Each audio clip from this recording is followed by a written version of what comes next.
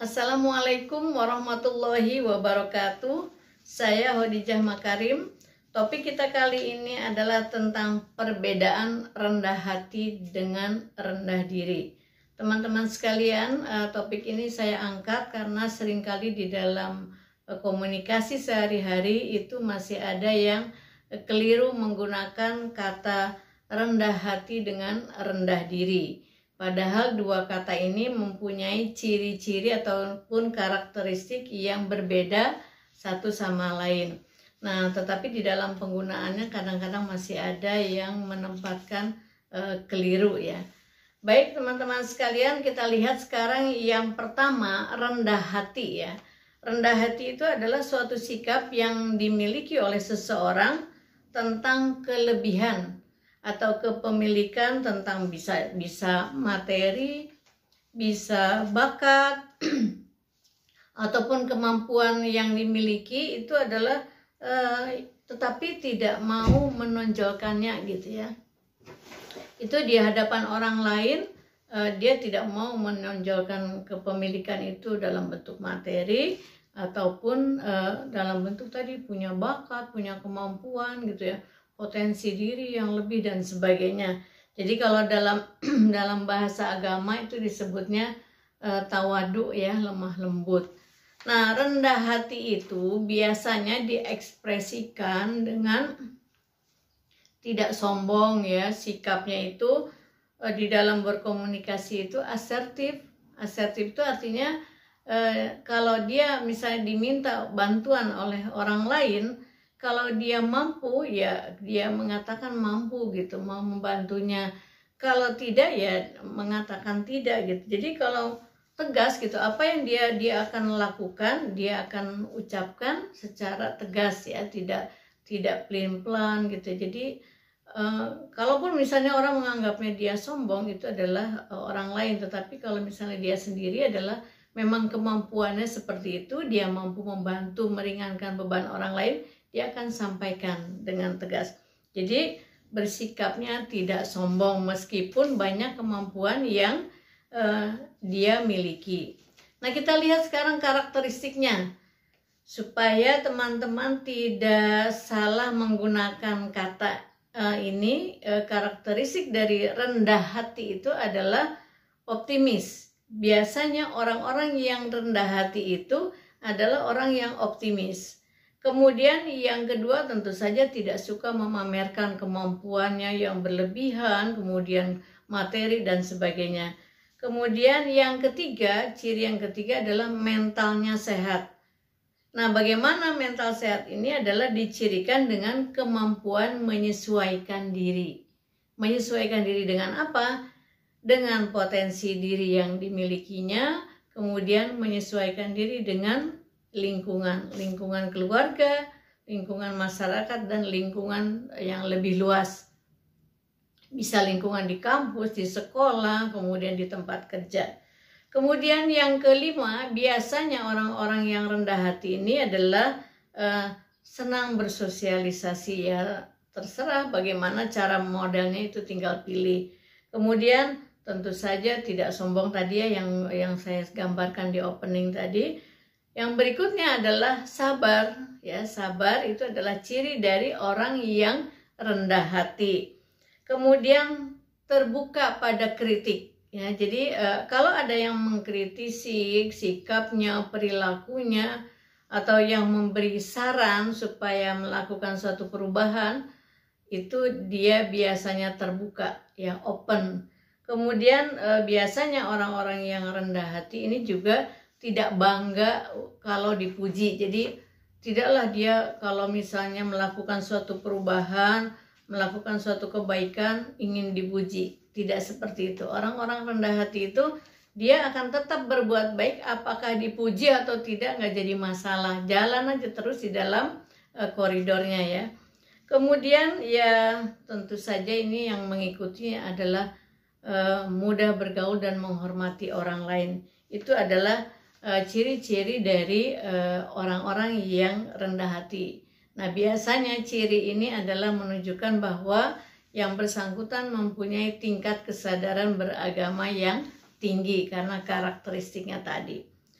Nah, baik teman-teman sekalian, apa kata kunci dari rendah hati tadi? Ya, ada 3 kata kuncinya. Adalah yang pertama, orang-orang yang rendah hati itu adalah orang yang sadar akan kelebihan dan kekurangannya gitu.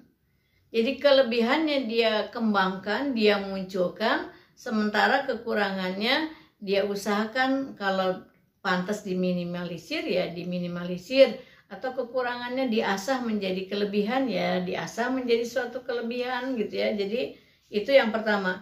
Yang kedua, ciri khasnya itu adalah terbuka pada saran dan kritik ya. Jadi tidak dipensif gitu. Kalau memang ada masukan-masukan dari siapapun itu, selama itu kemudian dipikirkan, oh iya bagus itu untuk merubah misalnya, dia akan terima. Kemudian yang ketiga adalah ciri khasnya adalah mudah berempati ya terhadap situasi di luar dirinya. Jadi saya ulangi ya, ada 3 hal ciri khas dari sifat rendah hati. Yang pertama, sadar akan kelebihan dan kekurangannya.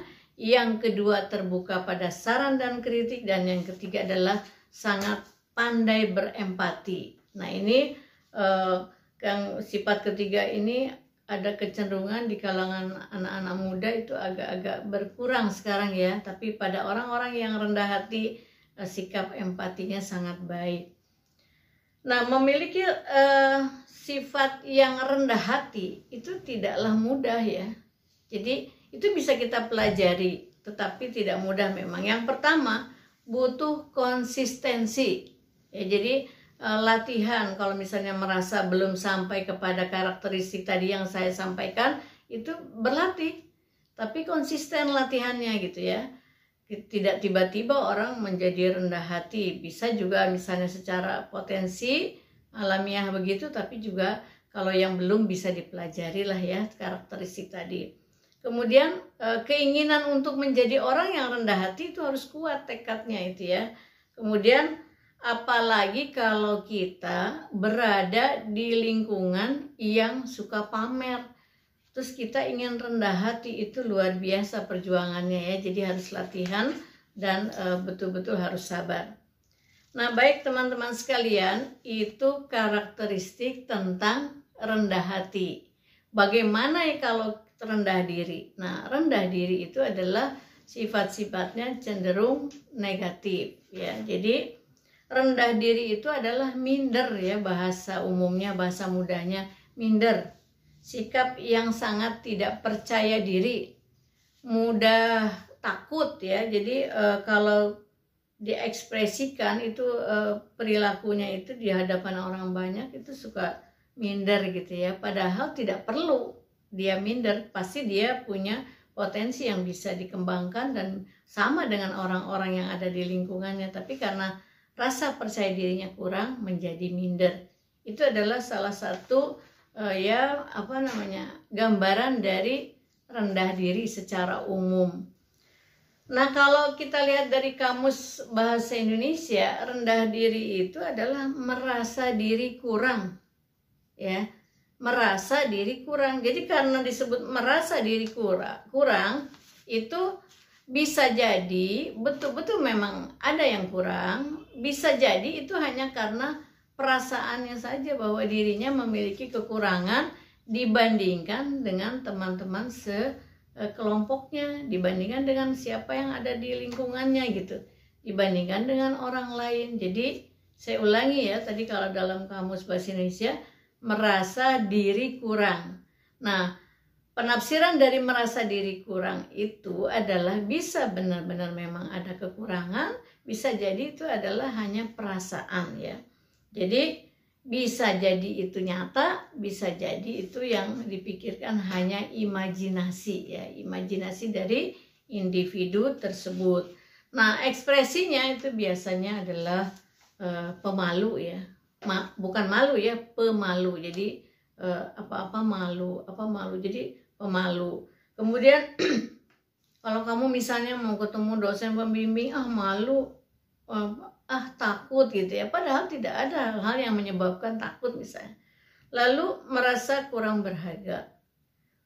Dan berikutnya tentu saja tadi, karena dia tidak merasa memiliki potensi, itu kurang menghargai potensi dirinya.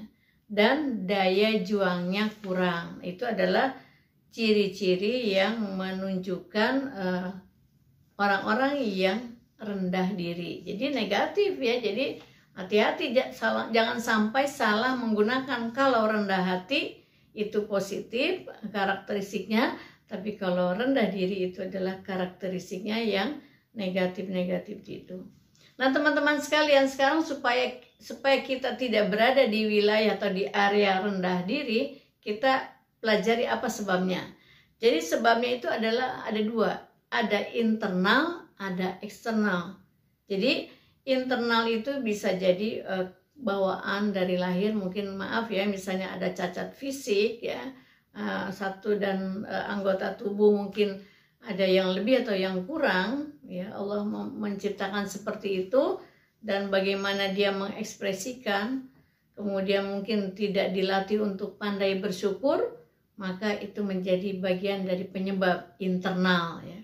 Kemudian yang eksternal adalah bagaimana pola asuh ya di dalam rumah tangga, kemudian bagaimana lingkungan sekolah, lingkungan di sekitar tempat tinggal, itu adalah bagian-bagian penyebab yang masuk dalam kategori eksternal ya. Itu adalah kalau misalnya kita ekspresikan dalam bahasa yang sederhana adalah penyebabnya satu, kurang bersyukur misalnya. Nah, bagaimana kita pandai bersyukur?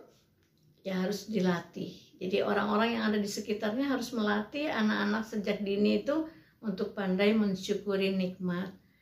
Kemudian yang eksternal itu adalah ya tadi orang tua atau orang-orang yang ada di sekitarnya. Guru bisa jadi penyebab anak menjadi rendah diri. Contoh misalnya, kalau di kelas ada siswa yang mengemukakan pendapat kemudian tidak tepat, kalau gurunya mencela, ya pasti anak itu takut. Kemudian besok-besok dia merasa, buat apa bicara gitu. Karena pembicaraan saya selalu salah misalnya. Nah itu jadi bisa jadi guru yang tidak dapat menghargai pendapat siswa, itu adalah salah seorang yang menyebabkan anak menjadi rendah diri. Oleh karena itu saran saya bagi teman-teman yang mengajar, terutama guru-guru pemula, biasakanlah siswa di kelas untuk mengemukakan pendapat. Tujuannya adalah belajar berani, belajar mengekspresikan diri. Dengan begitu mereka akan menumbuhkan rasa percaya diri yang tinggi dan rendah hati nantinya gitu ya. Jadi potensi yang ada dalam dirinya akan berkembang. Bagaimana caranya adalah dengan brainstorming. Brainstorming itu apapun yang dibicarakan oleh siswa kita hargai ya. Nanti juga akan berpikir sendiri sesuai dengan tingkat umurnya, apa yang diucapkannya itu apakah sangat tepat atau kurang tepat, nanti dalam proses belajar akan terasa. Mereka akan mengkonfirmasi dengan sumber-sumber belajar, apalagi sekarang kan mereka bisa belajar melalui internet ya, bisa melalui buku teks, melalui banyak orang yang bisa ditanya gitu. Jadi teman-teman, bagi guru-guru yang pemula, janganlah membuat siswa itu menjadi penakut. Jika mereka ingin bertanya, beri ruang. Kalau mereka anak-anak SD, SMP, SMA misalnya, bicara, hargai pembicaranya, jangan dicela. Itu adalah salah satu cara kita supaya anak selalu merasa percaya diri. Nah, baik teman-teman sekalian, mari kita sekarang mulai kalau mungkin ada di antara sifat-sifat yang rendah diri itu masih ada, kita rubah menjadi rendah hati. Bagaimana caranya? Tadi ya, kalau guru membantu siswa tadi untuk membangkitkan semangat bicara supaya berani, atau kalau teman-teman mahasiswa bisa dengan cara merubah pola pikir ya, mindset kita itu dengan cara syukur nikmat ya. Jadi syukur nikmat, insya Allah itu akan meningkatkan kita menjadi rasa percaya diri. Kemudian pola hidup, bagaimana kita bergaul dengan teman-teman, dengan siapapun, janganlah kita merasa diri kurang. Jadi pikirkanlah apa yang kita miliki. Insya Allah kita akan berada dalam area orang-orang yang tawadu, lemah lembut, dan rendah hati. Ya, jadi suka menolong orang, mudah bergaul, dan senantiasa syukur nikmat. Demikian, mudah-mudahan ini bisa membantu teman-teman untuk tidak salah atau tidak keliru menggunakan kata rendah hati atau rendah diri. Kadang kita bicara rendah diri, oh dia itu orangnya rendah diri, padahal maksudnya adalah rendah hati. Jadi kesimpulannya apa? Kalau rendah hati itu adalah karakteristik orang-orang yang memiliki ciri-ciri positif, optimis. Kalau rendah diri adalah orang-orang yang pesimis dan ciri-cirinya adalah banyak yang negatif. Terima kasih, mohon maaf bila ada kekurangan. Assalamualaikum warahmatullahi wabarakatuh.